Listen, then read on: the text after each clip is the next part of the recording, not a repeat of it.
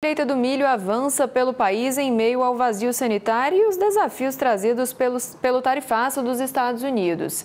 Quem traz um panorama completo sobre o mercado do agronegócio agora para a gente é o CEO da Fox Digital Commodities e nosso colunista, Donalvan Maia, que já está aqui com a gente. Donalvan, bom dia, bem-vindo. Bom dia, Caroline. Sempre uma honra estar aqui com vocês na AgroMais TV, falando sobre a nossa safra. Pois é, essa safra é um pouco aí atrasada, né, digamos assim. A gente começou a plantar um pouco mais tarde o milho e agora está colhendo um pouco mais tarde. Nessa época do ano a gente já estava finalizando em todo o Brasil a colheita de milho, mas nós vimos que nesse momento que chega agora o Brasil cerca de 80%, 85% de área colhida total. Alguns estados mais avançados, mais no centro-oeste brasileiro, digamos assim, né? Mas aí alguns locais como São Paulo ou Minas Gerais ainda um pouco aquém na colheita, esperando por essa finalização. Pois é, quais são os principais destaques aí das regiões produtoras, então, especialmente agora diante das condições climáticas e também do vazio sanitário, né? Olha só, um principal destaque é a alta produtividade. Graças a Deus, Carol, nós estamos tendo uma produtividade acima do que o esperado do ano passado, então a gente tem uma certa produtividade, uma produção aí no Brasil que provavelmente será maior de 10% em relação ao ano passado, o que é muito interessante para o produtor rural, né? E a gente já vai caminhando para o final, porque o produtor já começa a organizar suas áreas para poder fazer o plantio de soja, então vai quase que emendar. Nós estamos em agosto aí, setembro, preparo de solo, em algumas regiões já vai começar o plantio de soja em outubro, novembro, né? Mas o início mesmo ali é marcado final de setembro, começo de outubro. Ou seja, o movimento no campo agora acelera para a gente poder começar o plantio de soja da safra 25-26 já, né? Pois é, e o tarifaço dos Estados Unidos, como é que fica essa situação? Pode impactar o mercado internacional do milho brasileiro também? Tem risco aí de perda de competitividade ou surgimento de novas oportunidades em outros mercados?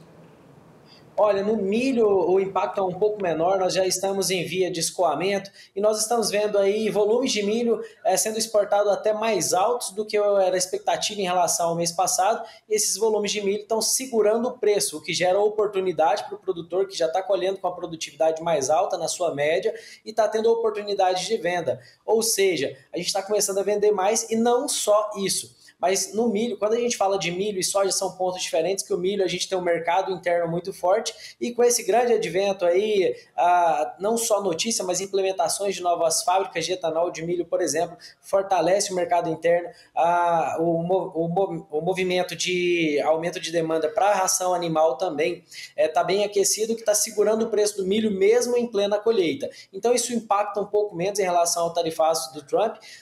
O impacto maior mesmo está na soja, a gente pensando em soja futura. E qual é o impacto real aqui para o produtor rural brasileiro? O impacto real é que ele vai ter que ficar cada dia mais atento à comercialização, e a gente sabe que é diferente, que a gente negocia muito milho em reais por saco, e a soja também, só que a soja, os componentes dela variam muito e de forma diferente. Por exemplo, quando a gente viu ontem uma alta expressiva de mais de 2% na soja futura, ou seja, na soja do ano que vem. Por quê? Porque há uma expectativa maior de um alinhamento entre Estados Unidos e China e um pedido do presidente norte-americano de aumento de compra por parte da China na soja norte-americana. E o que isso causou? Um aumento nas cotações da Bolsa de Chicago. Isso impacta também aqui no Brasil de forma positiva. Só que nesse momento, o maior impacto que pode ser positivo seria de prêmio, e esse dá uma enfraquecida. Então, qual é o impacto real? O impacto real é que os produtores vão ter que ter os componentes da soja mais diversificados e olhar cada um com mais especialidade. Por exemplo, pegar oportunidades quando a soja de Chicago sobe, ou pegar oportunidades quando o prêmio sobe, ou quando o dólar sobe, porque a soja é formada por esses três componentes. Então, em resumo geral, Carolina, é o seguinte: no milho tem uma oportunidade nesse momento agora que os preços estão ainda firmes no mercado interno, principalmente que é o grande mercado de milho Brasil, mesmo com o grande avanço da colheita. Então o produtor rural está conseguindo fazer soja e conseguindo ter a sua sustentabilidade, seja porque os embarques de milho estão positivos desde o último mês para exportação, mas também uma força no mercado interno, já para a soja gerando possibilidades pontuais de aumento de preço, como a gente viu ontem com o aumento de Chicago e ao longo da semana passada com o aumento do preço do prêmio, ou seja, aquele prêmio de exportação é aquele a mais que às vezes os mercados pagam para deixar a soja aqui dentro. Então, no momento, o produtor vai ter que olhar para esses segmentos de forma diferente para poder pegar novas possibilidades. Mas no momento ainda não tem nenhum alarde para falar que isso prejudicou ou melhorou aqui no Brasil. Nós estamos vendo aí uma comercialização de certa forma até, posso dizer, normal, mas com apetite, com a demanda grande e os produtores conseguindo fazer as vendas. Embora o preço para o ano que vem nominalmente, o reais por saco esteja baixo, trazendo baixa competitividade perante aos custos que estão altos. Então o produtor vai ter que ficar bem atento aí a essa particularidade da soja para poder ter ganho de competitividade ano que vem, e nós estamos observando aí uma margem média entre 8% e 15%. Quando ela chega a 15%, são as maiores médias aí, pensando já no ano que vem, viu, Carol? Então está um pouco apertada a conta para a soja, mas tem oportunidade sim. Dona Van, e você enxerga alguma tendência de preço para o milho nas próximas semanas, considerando esse cenário atual de colheita e a tensão comercial também com os Estados Unidos? Olha, falar de tendência é um pouco complexo, mas o que a gente pode perceber é o seguinte: geralmente, Carol, quando a gente fala de oferta e demanda, que é o grande ponto alto que influencia o preço, ou seja, quando a oferta ela influencia mais, ela está mais forte do que a demanda, o preço tende a cair. Depois você vai diminuindo a oferta, o preço tende a subir. O ponto positivo que nós temos agora é o seguinte: positivo para preço, pensando em produtor rural, é o quê? A gente está com a maior oferta possível, com grandes produtividades, chegamos no pico da nossa safrinha e o preço não cedeu o quanto o mercado esperava. Ou seja, a gente está chegando num balizador de preço ali mínimo, e agora a tendência é o quê? Que a indústria vai consumindo milho, que a exportação vai consumindo milho, então tem uma certa tendência de alta de preços até o final do ano. Mas é aquela conta que o produtor tem que fazer, porque acaba sendo um risco de preço se manter ou aumentar pouco. Vai ter que ver o custo de carrego disso, que é o custo da oportunidade do dinheiro, o custo da armazenagem desse milho para frente, mas há sim uma tendência de alta até o final do ano, até porque não entra mais milho nesse momento no mercado, não. O que vai entrar é a finalização da colheita, mas daqui para frente o que vai começar a ter utilização. Então a gente tem menos milho para poder ofertar para o mercado, então há sim uma leve tendência de alta no momento aí do preço do milho. Quem puder guardar, quem tiver um custo de oportunidade bom para poder deixar esse milho, vai poder pegar preços mais na frente. Mas alerta, né, como sempre,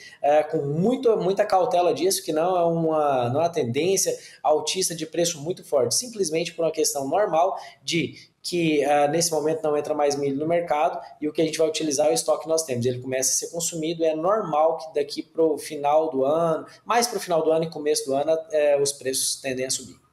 E como que o produtor rural deve se posicionar, então, de maneira estratégica também no mercado diante dessa combinação entre boa oferta, questões externas e o início do vazio sanitário? Só para a gente finalizar aqui. Olha só, estrategicamente, a gente gosta muito de falar de estratégia, cara. Então é o seguinte: o produtor faça muito bem suas contas agora na colheita da safrinha. Graças a Deus nós colhemos uma produtividade mais alta, que dá mais uma tranquilidade para o produtor rural de venda desse milho. Então, estrategicamente é o seguinte: vender o milho para poder cumprir os compromissos dessa última safra agora e se atentar para não pagar juros caros. Nós temos uma taxa Selic muito alta, um custo de oportunidade do dinheiro muito alta.